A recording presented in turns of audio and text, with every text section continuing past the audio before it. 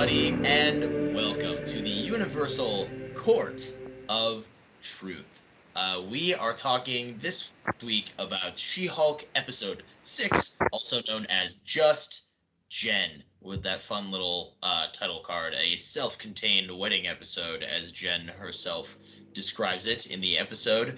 Um, Mary, hold on, guys. I'm one half of your host and part of the court and part of it all, Hunter. And as I just stated aloud, hastily, There was supposed to be a surprise. Yeah, I'm Mary, the other surprise, half. Mary. Spoilers. Mary, what were your thoughts on this episode? I feel like normally before we start recording, I have like a general idea of our like thoughts and vibes on things, but we didn't talk about this episode at all before we did this, so this will be as much of a surprise to me as it is to the folks at home. I mean, wild. I liked it. It wasn't still like 3 and 4 to me like stand out as the best ones, or at least the ones that I liked the most.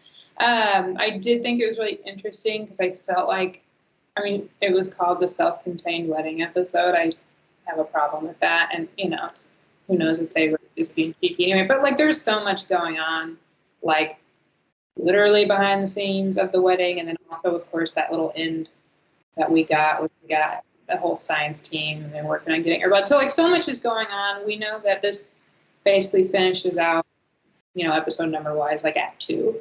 So Act 3 seems like it's gonna be okay. People officially start coming after Jen. She has to defend herself. Somewhere Daredevil shows up. So I think that'll actually be a very different show than we've seen. It's hard to imagine it not, because that aspect of it is always grounded very seriously. It's not the joke of the episode when they're like, haha, Hulk blood, and but I did like it. I thought it was funny. I'm forgetting her last name. You tweeted it though, Patty Harrison. Yes, I was gonna. So I have the first note in my phone from watching this is in all caps in a different font than the rest of my notes, a fancier font. Patty Harrison in all caps. I Yeah. love No, Patty I love Harrison. Patty Harrison. I was so excited. I think had it not been her as that character, like, just would have been not as good. Like, she's great. That's the thing about Patty Harrison, though. This is actually an episode fully dedicated to Patty Harrison. Now we're not even going to talk about She-Hulk. The good thing about Patty Harrison is she's like that type of performer who like the role she plays only she could play in any type of TV show. Like no one else could play it the way she does, and that's why it's so. Yeah. I wasn't expecting to see her in an MCU Disney Plus show, and I was like so excited for No, her. because I agree with you. I was like, when she paused, I was like, well, that's her. That's cool. Like, that's the cameo I need for this week, right?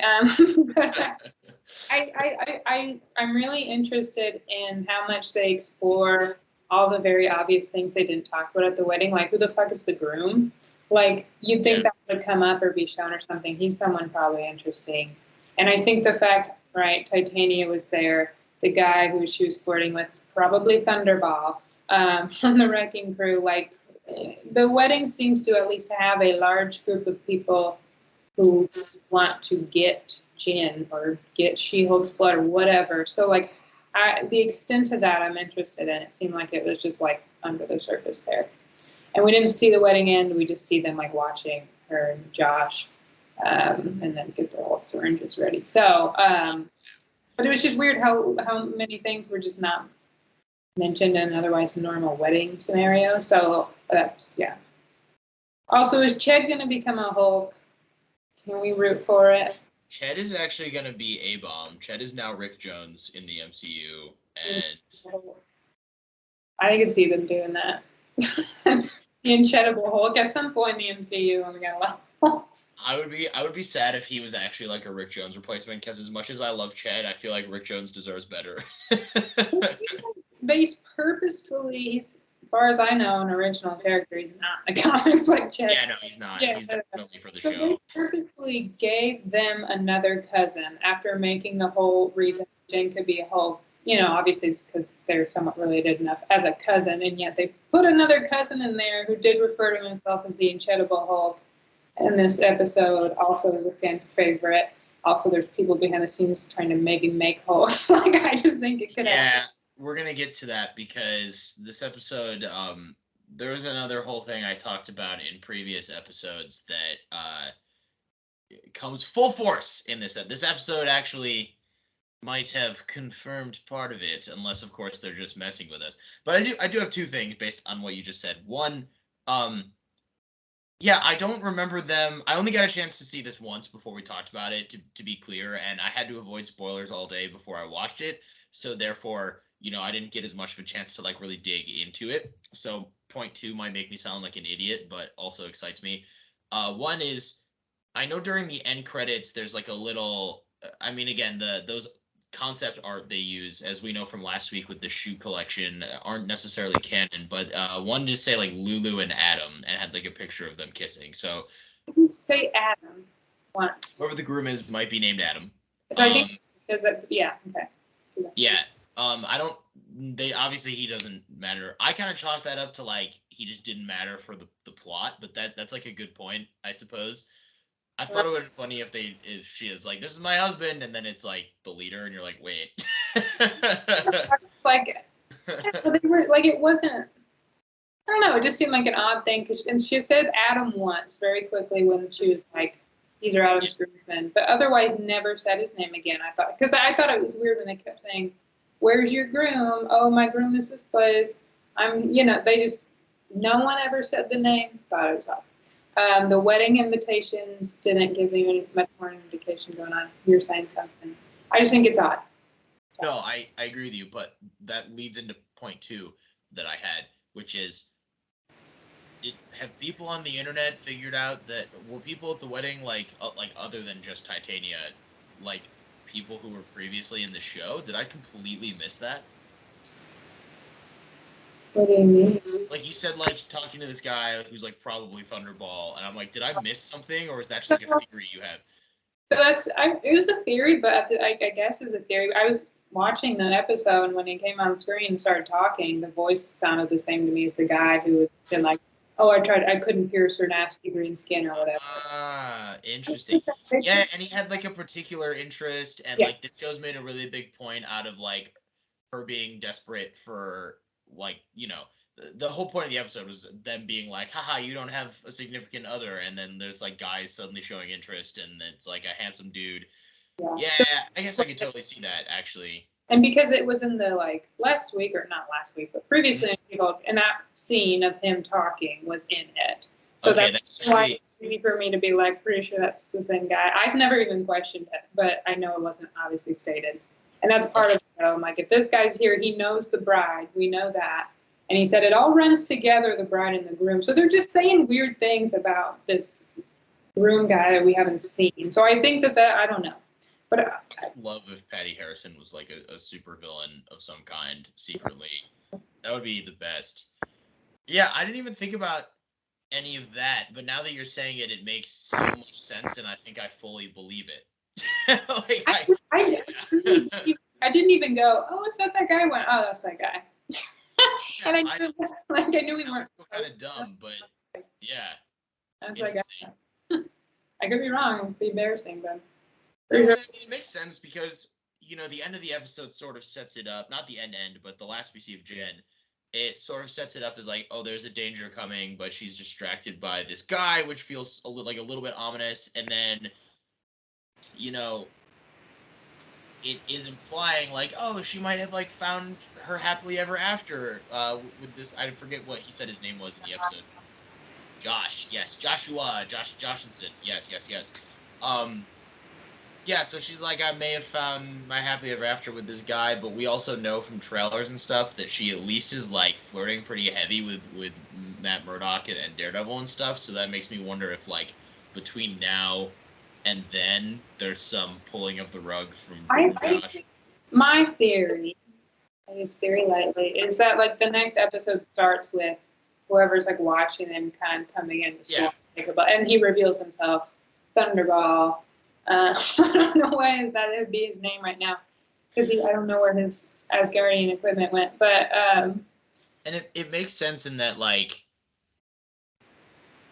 I don't know, maybe a bunch of people who are at the wedding get turned into Hulks, because then we could get the Incredible Hulk. But my theory from the beginning has been that the Wrecking Crew, the reason, like, when we see them and they're all skinny and people are like, oh, they don't even look like the Wrecking Crew. It's like, yeah, duh, they're going to get Hulk blood and get, like, jacked, and that's going to be their whole thing. Yes, Mary. Yes, Mary. Reminds me of a similar theory I had watching this episode at midnight. Titania, she's also at the wedding, friends with the bride, who's friends with probably some anti-Hulky or wanting the Hulk blood people. Yeah, they never really explain how she, like, ended up friends with Titania. Exactly. I think Titania's in, I think that means to me that Titania's in on the broader villain that's going on behind the scenes. I think she's working with, whether it's the actual, I presume, guy usually who's trying to get the Hulk blood or whatever. But, and then that made me think, if she is, and she was very jealous of Jen and She-Hulk getting attention, and she made that very clear in this episode, what if some sort of Hulk type experiment is what gave her super strength, and she thought she would, and like in the comics, Titania has a lot of kind of grandeur, like narcissistic thoughts of needing to be better than everybody. So she thought she was maybe, on social media and famous, and then obviously She-Hulk came in, took that. But there could be a connection, like you said. There are reasons people are getting stronger, not necessarily becoming Hulks, but that could all be related and include her. Well, you look at, like, there's precedent for that in the comics too. Like, I mean, Doc Samson gets green hair, but he's a good example of someone who gained super strength from gamma radiation, but he didn't become like a hulking green monster. He just got really buff. Yeah, again, his hair got all flowy and greens to say gamma, but like, there is precedent in the comics of people becoming just super jacked. Yes, Mary. Also, so the weird, creepy website Intelligentsia, I know that you probably know more about that in the comics than I do, but I know Doctor Doom is involved. He was involved in like creating Titania. I think that could be a fun if that's all connected. So I mean, not literally Doctor Doom, but the Intelligentsia thing. So let's just talk about that. Go into it. I don't know, because we've gotten to it organically. The Titania and the Intelligentsia were the two things in this episode that made me happy in terms of, like, validating us, because they were two things that we have talked about before and given theories and thoughts and ideas that this episode, it felt like they confirmed. Titania, you basically just said, like, we talked during the trademark episode about, was that last week? Yeah. Yeah, okay. So we talked last week about how, Titania and She-Hulk were always, like, strength rivals in the comics, and it felt like that's where they were going with this, and yada yada yada. And this episode did basically confirmed all of that. So that was really cool. That was sort of validated for us.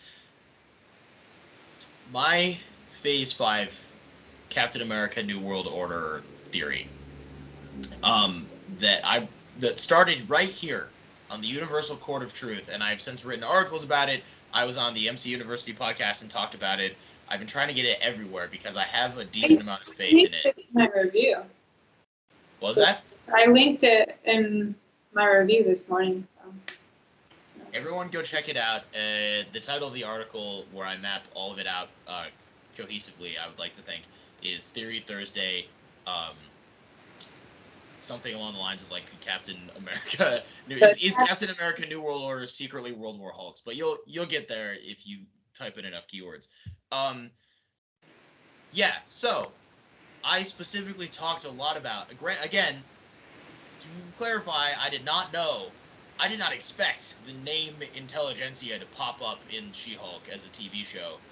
But yeah, I do talk about them in that article a lot, because in the comics, World War Hulks is started by the Intelligentsia stealing Hulk blood and trying to create a Hulk army. So, like, that's what I'm saying. Did it again. They have done it again. So, for the sake of this being also sort of a breakdown, I'll just say sort of the quick version.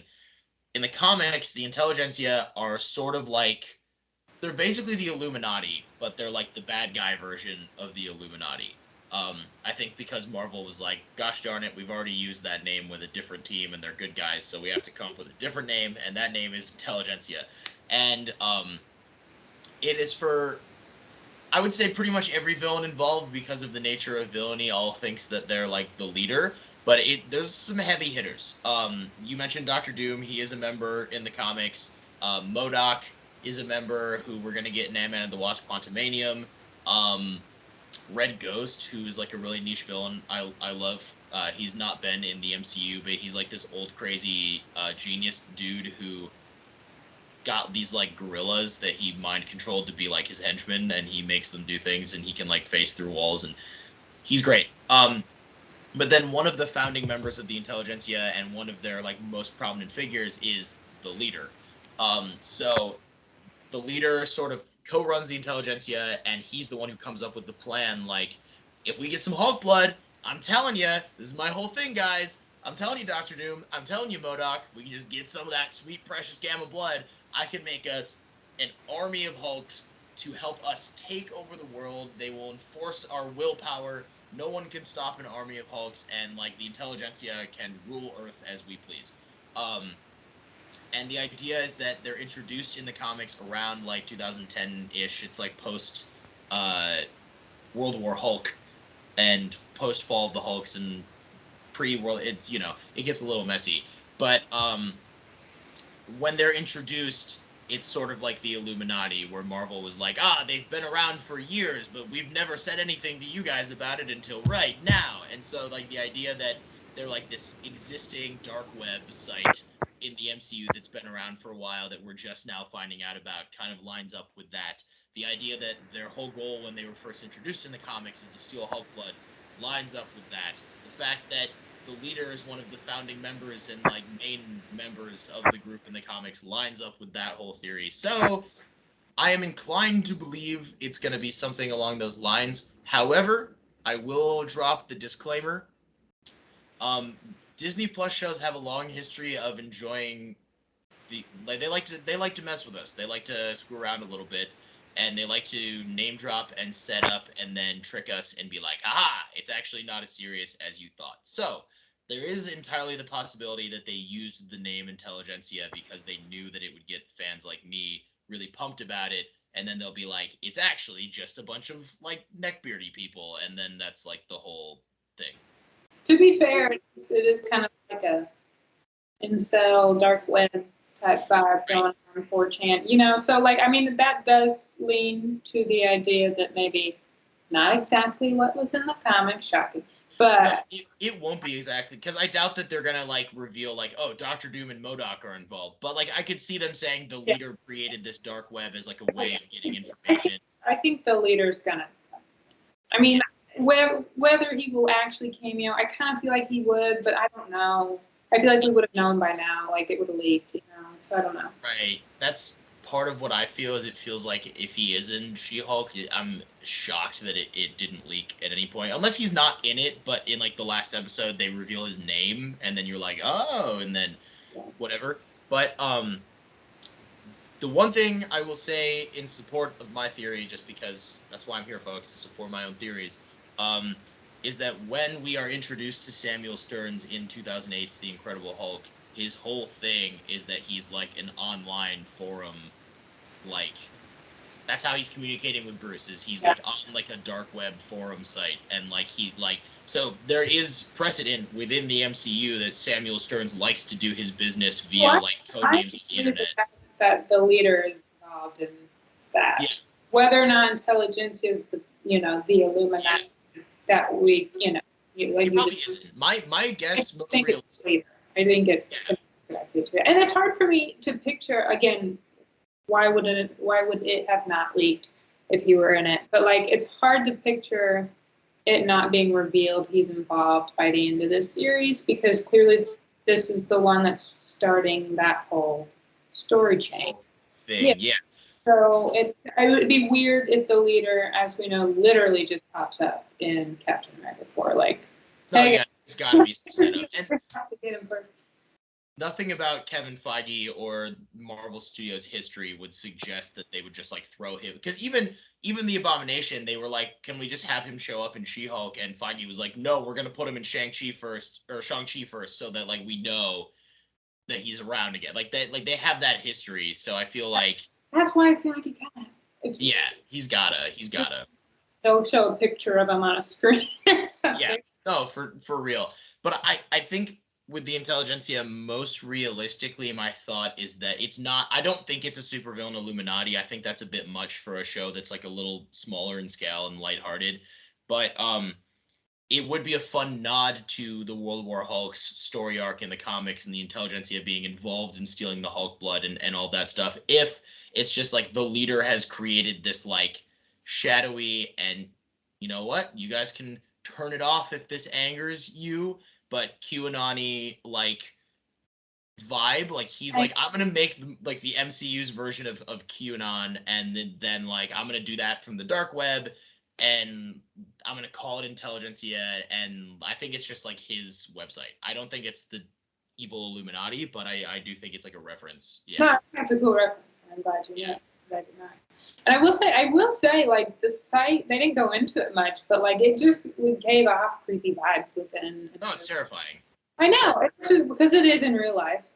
Like Yeah, it's terrifying because it's realistic. But like, I couldn't tell how much of it was like the show made it creepy versus it's just creepy in our reality now that it's just like I don't want this here. I don't like it. But I feel like Nikki really grows on me each episode, and I'm thinking of when she's like leaving and she's like, Mallory told me not to tell you any of this, but obviously I'm doing that. So I would do like I saw that like death threats on my best friend or whatever. Although it's kind of funny because they're like targets on She-Hulk's face. Yeah.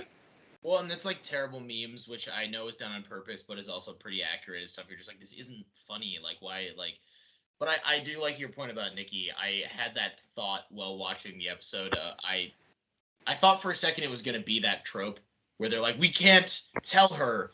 And then them not telling her leads to her walking right into a trap. And I was like, I'm glad that Nikki was like, no, screw that. Like, I feel like if someone's trying to kill my best friend, I should probably tell her about it. Like, it is the trope of had to leave the voicemail of it. Yeah. But it makes us feel better about Nikki, and that's what's important. I did, again, while we're organically getting there, make a note of what is going on with Mallory Book, because we learn a little bit more about her in the episode. We find out that she's married and has a kid, which you would know better than I if that's a thing in the comics. But that wasn't. She was like prominent. I'm like, yeah, but I mean, she was within the work sphere of GLK and H. She was always like the rival that Jen wanted to like beat. Eventually, though, big general fight in the city. I don't think She-Hulk causes it, but is involved. Fight. You know, goes at it. Somehow it ends up with Mallory getting severely injured and being in a wheelchair. So that's maybe something to look out for. That's kind of dark, but like that's a major plot point of the character's arc within She-Hulk. So maybe they are giving us some of that information to make sure she's a character we go about, you know. So because like I said last time, it felt like she got like just like 3 episodes ish of her was cut, you know, and they were like, oh, here she is, you know. So I think that's probably part of it because she's also a pretty big character in this episode, and it's like I know who you are, but at the same time you just haven't been here. Where's Pug? Side note, Where's but Pug? I know. Yeah. He had such a big role last week, and then this week it was nothing. Yeah, someone did. I think it might have been someone in our Slack chat, if I'm being completely honest. But I did see someone else suggest that potentially Mallory is. She's not like shade. Like she's not a bad person at all in the comics, right? She's just sort of like a hard ass. Yeah, okay. So I did see people suggest like, oh, what if she is in on the grand plot and like she's coming up with stories about herself, but it's all like a ruse, and then the reveal is going to be that she's actually not as good as we think, and yada yada yada, and that's why she didn't want Nikki to call Jen and like all of that stuff, which is a possibility. I don't know if it's my favorite route, but it's a possibility. I'd be surprised, but like I'm always wrong, so it means nothing. I'd be surprised. It'd just be an interesting thing to do with the character in the context of a show that wants to make a big point about hyping up powerful women to then like flip the one who like at the firm is like the archetype of like badass professional. It just would seem a little odd. I mean, they could do it and it'd be pretty, normal, like things do that. But that's why I feel like I wouldn't like it. So I'm like, why? Mm-hmm. Maybe there's a reason why. I would not love it. It just feels like that, if they did that, unless it was done very, very well or in like a way that I'm not able to picture in this current moment, it would just feel like unnecessary drama to me when like we should be focusing the story elsewhere. Well, it would start up a Twitter storm too. I mean, the character in the comics was white, so then if she turns and it's like, okay, you cast a character of color to be like, yeah, try to get into that whole conversation, and whether or not those are like great conversations to have in certain contexts, out of whatever, but likely would happen. Disney and Marvel should know that by now too, so they probably wouldn't. But I don't know. I mean, there are things that normally shouldn't matter, but that do on the internet now, or at least not matter in a lot of the context. Obviously, getting people of color on screen is very important. I just mean debating every time a character changes race between comics and film does not mean to happen. It does. So I don't know how much they want to like play with fire, but they do want to play with fire because they like to put in the creepy dudes on the internet, like plenty and this kind of thing. So like maybe they're like, fuck it, let's draw them out. I don't know. Like I will play with fire on that end. I will say, Mallory, but so I did. We can get more into the wedding in a minute, but again, for the sake of the breakdown, I guess, the B plot of this episode involves a long-standing comic book character from Marvel Comics who is like very different than his comic book version, which again, he's like a D-list hero in the comics, so I know people are going to be upset about it online, or they might be, I don't know, but he's one of those characters where a lot of people watching this episode probably didn't even know who he was. I did, but less because of the comics and more because I am a sucker for things that comic book adaptations that did not happen. Um, yeah, so Mr. Immortal, who I forget the actor's name, but it's the same actor who played the annoying Twi'lek in Book of Boba Fett. So he's raking in that Disney Plus money right now. Mr. Immortal, Mary, do you know much about Mr. Immortal? not a ton, like the basic, but so you clearly. Yeah, so his whole thing is, I believe in the comics he's technically classified as a mutant, although I doubt the MCU is ever gonna like touch on that, just because they don't really need to. But his whole thing is that he was born with the ability, which may or may not have been granted to him by a cosmic demon entity named Death Urge. Yeah, Worst name, but like also like freaky, but like freaky, but that's literally what he does. Is he just like shows up to people and he's like, "You should kill yourself," and then they're like, "All right," and then they do, and then Craig Hollis realizes that he can't die because he keeps trying to kill himself and it keeps not working.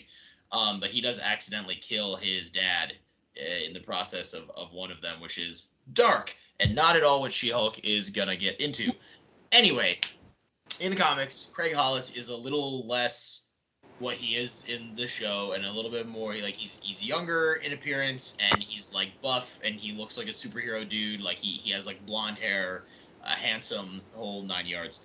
And he ends up founding the Great Lakes Avengers because he decides he wants to be a superhero, and he's in the Great Lakes region. He's like, I'm gonna form a team, and it's gonna be an offshoot. And the Great Lakes Avengers are famously a superhero team that is like, it's basically like a bunch of people with powers that are seemingly useless or goofy or whatever. They're great. They're very funny. They've been in some very funny comic books. But yes, he is traditionally like in sort of like comedic storytelling in the comic books. He's not like a very serious character. He is usually portrayed as like arrogant or, yeah, I mean, he can't die. So with that comes like a specific type of personality when you've never been able to die your whole life. So that was all more or less accurate, but the whole idea of him being like an older gentleman who just like keeps getting married and then divorcing and all that is very different than the comics.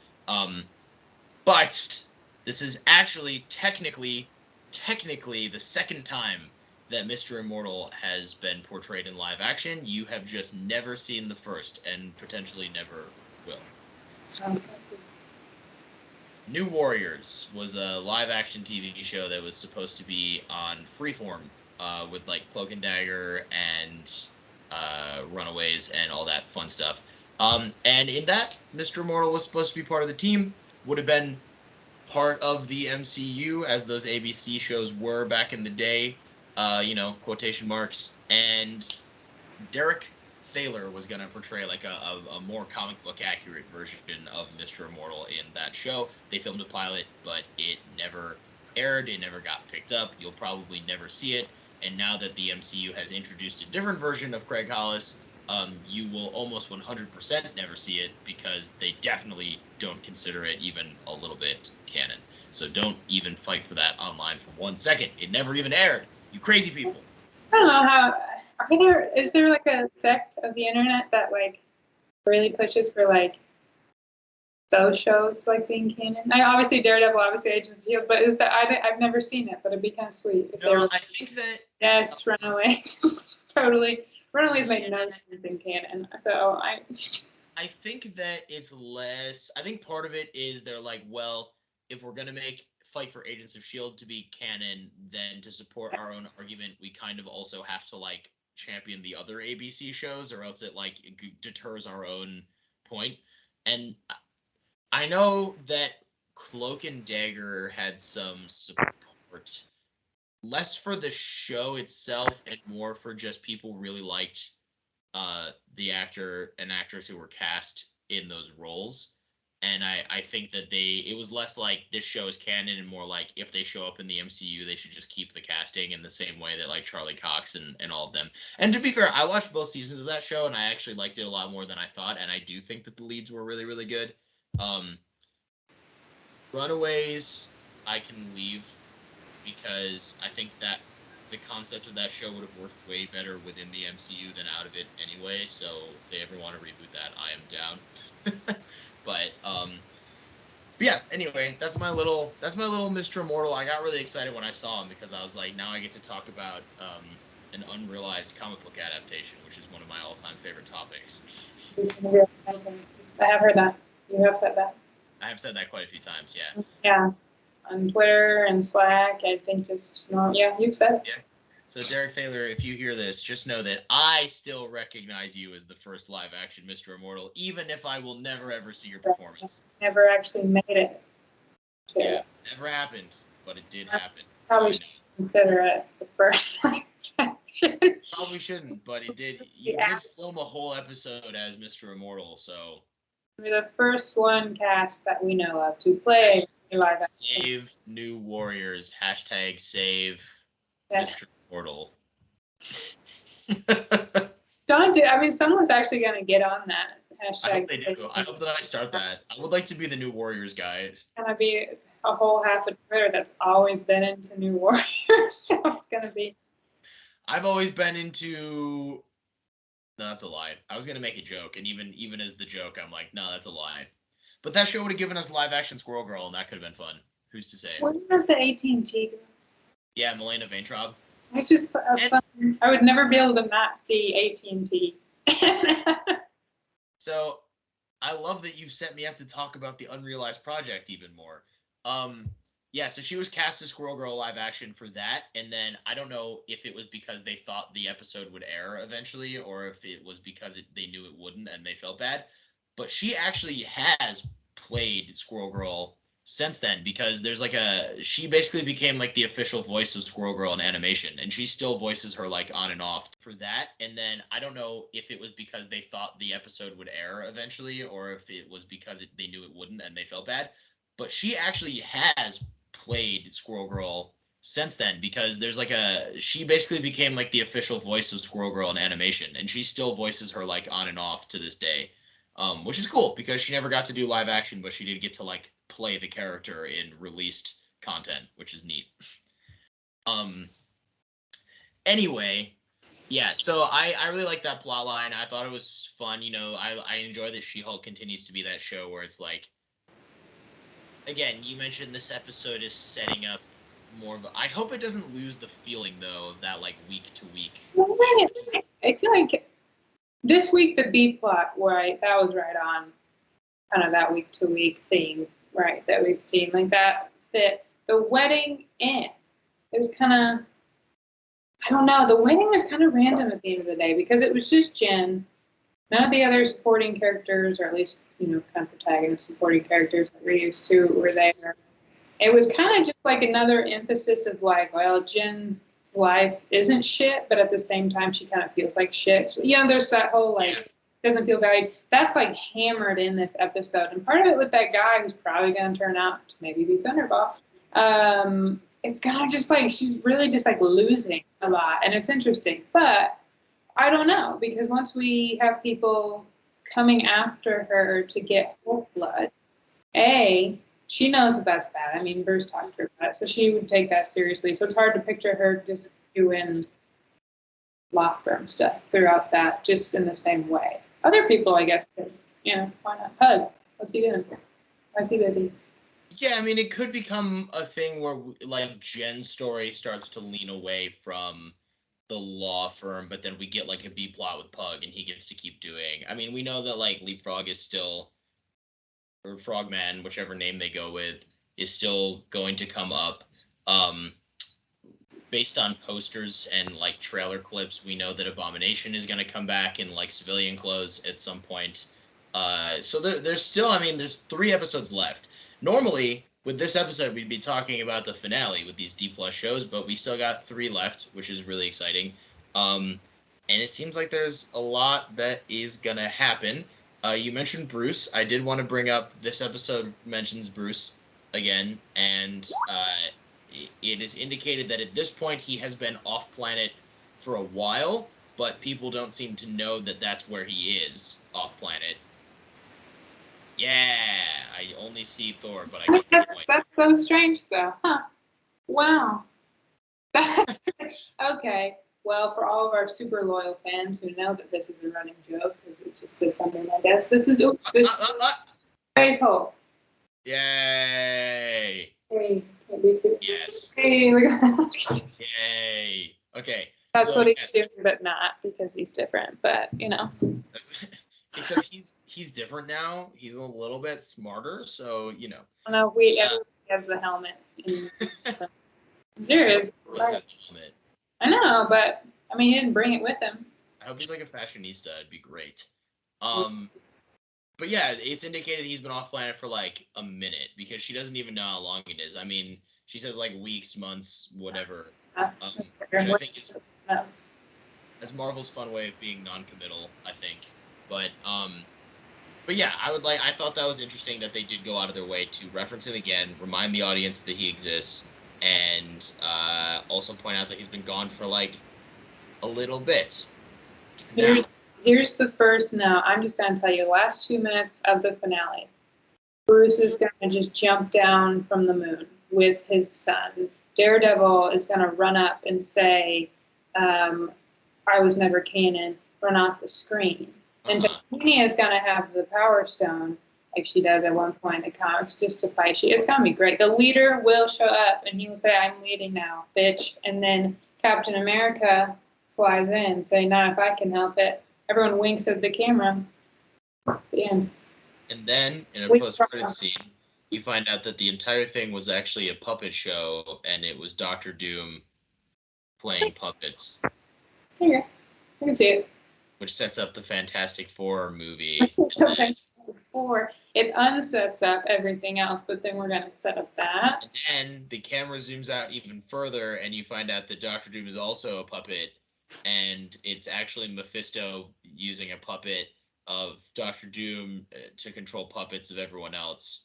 And then we learn it's all a setup to New Warriors, which they did fully film and have just sat on. Which they filmed in 2017 and have been planning. They were like, this is going to be the end of Phase 5. People just don't know it yet. And Exactly. it cuts to Derek Thaler as Mr. Immortal going like, I can't believe that's who you guys got to play me. And then that's how it ends. I think so.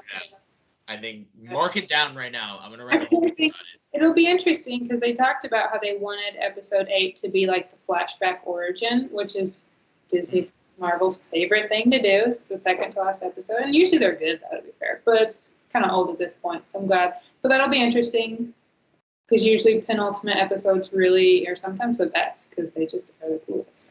So it'll be interesting if they still do that without the origin or not, or if it'll be like that was a thought I had. Well, Mary, there wasn't a ton of it in this episode, but I do, just for the sake of asking you, because I like to ask you, and maybe you do have thoughts and ideas and opinions on it. The legal aspects of this episode. Again, it was like non-existent. I'm aware of this, but something. You're a lawyer Yeah. in the real world, and say someone comes up to you and they are like, I no superpowers, but they're like, I have been faking my death my whole life. I've been married like 8 times. I keep telling them that I'm dying to get out of the marriage and then remarrying, and I've been caught. Like this woman has a son with me. Um, this man paid way too much for funeral expenses, and he's like in debt now. Yada, the whole everything in this episode, but it's just a guy who kept faking his death. How do you have any perspective on how that plays out? I don't know if that plays into anything that you would be doing with Yeah, law. I mean, there's different ways to fake your death, and if you're doing it legally, that's just a crime. Like they kind of mentioned, like you should be in prison. Like I mean, if you're convincing the state, the government, whatever, that you are dead, that's just a crime. Versus convincing somebody on a personal level that you're dead, or whatever. That wouldn't necessarily be a crime. I don't think so, but you could sue them civilly for like damages because that is like fraud and misrepresentation and whatnot. Check the laws of your local states; could be different. But I mean, yeah, they have claims. Obviously, the way their claims like came to fruition, I thought it was real dumb. Like, it was cute, like I get it, but like you could get a lot of money. Like I don't understand. This guy dresses like he has enough money to give you. He still has his Apple shares from 1980 or something like he's. They should have all just taken a shit ton of money. So some of that was just a little too goofy. But first of all, these women and this man, shout out to his husband, John Marvel. You go. But They did it. they didn't have an attorney. It's over. They can end it now. It was really they needed an attorney. I mean, ethically speaking, and if they all individually decided we are all representing ourselves, okay, then Mallory, the lawyer in this situation, could talk to them because they're the opposing side, right? So without that, that's sketchy. An attorney. I mean, ethically speaking, and if they all individually decided we are all representing ourselves, okay, then Mallory, the lawyer in this situation, could talk to them because they're the opposing side, right? So without that, that's sketchy. Assuming they hadn't actually sued him yet, that line isn't necessarily there, but it's still wildly inappropriate. It bothered me a lot. So it's just, I don't know. I mean, obviously, it was not realistic. It's a group of 8 people just like clamoring about they don't like this, which is, but something must have happened to take him to a law firm. I get they found out, but what did they do that he ran to the law firm about? I don't know. They should have gotten an attorney. That's all I can really say because I don't understand that no, because it was like, so right, okay, so Mallory, I mean, Nikki's on the team, but she's not a lawyer. She's not the one doing it. So Mallory's representing his name. She has to represent his interests. Like, his interests. Does not matter what else is going on. Obviously, they didn't do that because it was shitty and it was funny to kind of like make him stare someone in the eye for 20 seconds. But like, no. You're not having this jovial conversation with a bunch of people next to your client. I did like the line though. They were like, he was like, I thought lawyers were supposed to not be judgmental. And I'm like, I think that's a therapist. Like, I don't know. Like, I did like the way like Mallory would treat him. Like she would just be like, "No, you suck," or he would try to leave and she would just grab him and like set him back down, which I thought was really funny. Um, I suppose my other question is, in a case like that, again, the episode was a little murky with like how things were playing out. Um, they could each represent like individually against him. Is there like legally speaking, could they have like formed a collective and said like, hey, it's all of us versus him, or would they have to be like 8 individual cases? No, it could be the same case, Okay. but they would still all have to. What I meant by representing themselves is like if you choose to not have a lawyer, you know, you're still allowed to try to go through the legal system. Very difficult, but you're representing yourself pro se at that point. Just different rules with it. So, but they would still all have to do that. You either have to have a lawyer to sue for you, you have to be pro se. So they'd all have to be pro se, and that's just messy. But I guess it is possible. But either way, it could definitely all be one case. It probably would all be one case too. Well, but yes, it could. Interesting. Yeah, yeah, because they're suing the same person for very similar injuries and damages and types, and the facts that they're going to use to establish it, for the most part, run pretty cleanly between the cases. So it would just be judicially efficient, probably, to have them all as one case. But there's enough of a difference between each case, probably, that if they argued against. Yeah, like I can imagine the woman who has the like Spencer Jr. um like her situation is probably a little bit different because for her it's also like a childcare situation. Yeah, but you could have come. I'm just you could it could be the same case, but each person could get something very different. So like the outcome could look the same if that's one case. Okay. Yeah, that's just yeah. Yeah. So they Okay. yeah. Interesting. Well, I feel like this episode was really fun, but it was also very like cut and dry. I'm not sure there's like a ton more to talk about in terms of a breakdown. So, before we close this thing out, is there anything else that you really wanted to talk about in this episode, or you think is worth mentioning, or joking about, or whatevs? No, but if Ched becomes a Hulk in this series this season, you owe me like $500. I will. I mean, I'm willing to do this here, recorded for everyone to see. Not money, but I will do. If Ched becomes a Hulk by the end of this show, realistically, what would this bet be? That's a good point. I don't want to pay you $400. I don't know. I don't care. I'll do it. $20. Okay. You look very disappointed with that. I was, I was Oh, hoping it'd be something goofy. Like I'm okay with the money thing, but I was hoping it'd be oh, I something. thought you said money, so I was trying to. I was like not financially. Oh, I thought you specifically said. Okay. I don't know. I don't know. Like, you have to. I don't know. Okay, everyone, all 40 plus people who listen to this on a weekly basis, thank you. You know who you are. Um, if you can think of something that if Ched becomes a Hulk by the end of this series, by the end of episode 9, if Ched is the Incredible Hulk, I have to owe Mary something. You guys, I could owe it back. I mean, that's her usually. yeah, and owe it back. If there is no Incredible Hulk, then Mary owes me something. So I need you guys. I'm gonna get the fans in on this. Um, our lovely, lovely listeners slash viewers, as they say on the It's Always Sunny podcast, creeps are the people who watch. Um, yeah, tweet at us. Go on social media and be like, hey, not only do I watch your show, but I got an idea for a way for you to punish yourselves. And that, yeah, that'll be like a fun little crowdsource. It'll be good. It'll be a good time.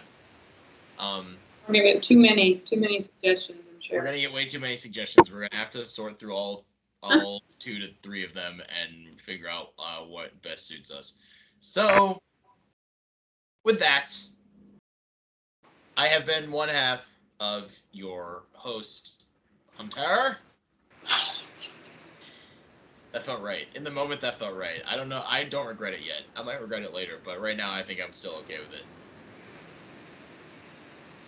Were you trying to channel like Matthew Berry from what we did? Yes. Oh my gosh. I'm so glad that you understood. That means I did a good enough job.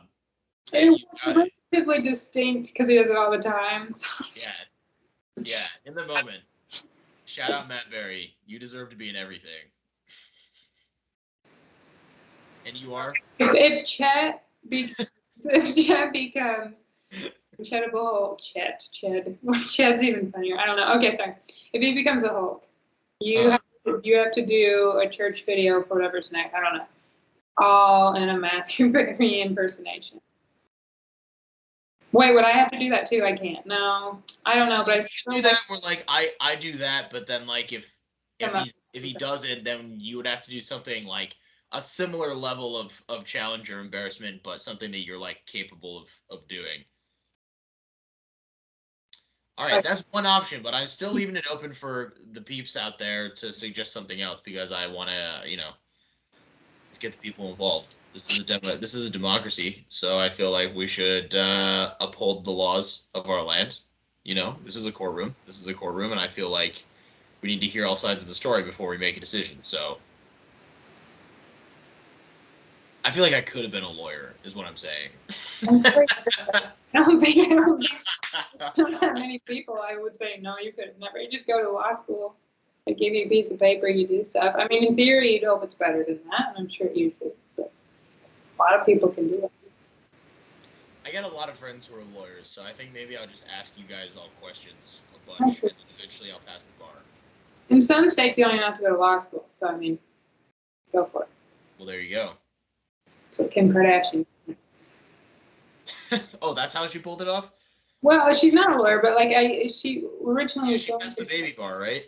Yeah, I don't know what that is really, to be honest. But because in California, you don't have to go to law school, but you just have to do something before you take the bar. But like California's bar passage rate can be as low as like 25%. So like it's a rough state to try to get barred anyway. But yeah, so like she was doing something like an apprenticeship with some defense attorney that I'm sure she had connections with her dad and whatnot. So then she entered the bar. I don't know whatever happened to that, but that's what that was. Okay. And it passed to the legal profession. Okay. So I'm glad in these last like 3 to 4 minutes we've determined that I'm gonna be a lawyer. Matthew Berry might make an appearance on the church court. Yes. And you guys got to come up with something for Mary. So I have been Hunter. You've been. I've been married. Nice, got it, nailed it. And we bid you adieu.